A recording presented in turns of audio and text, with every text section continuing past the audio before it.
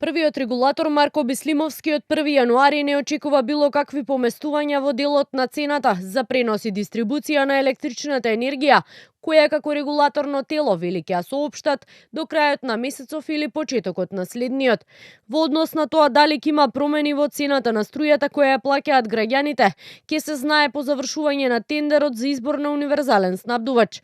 Бислимовски вели согласно новиот закон за енергетика, по завршување на тендерот новата цена ќе ја соопшти Евана Хоум.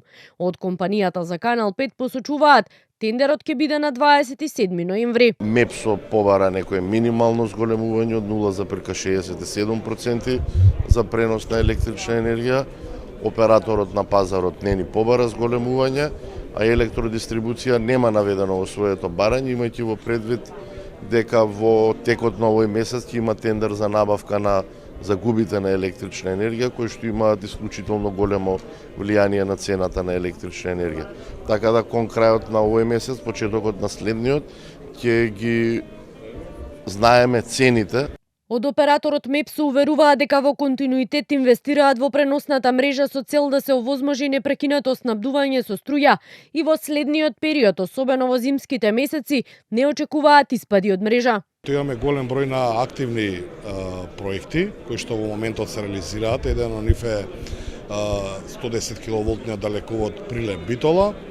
Исто така во тек е продолжување на договорот за реализација на интерконекцијата помеѓу Македонија и Албанија.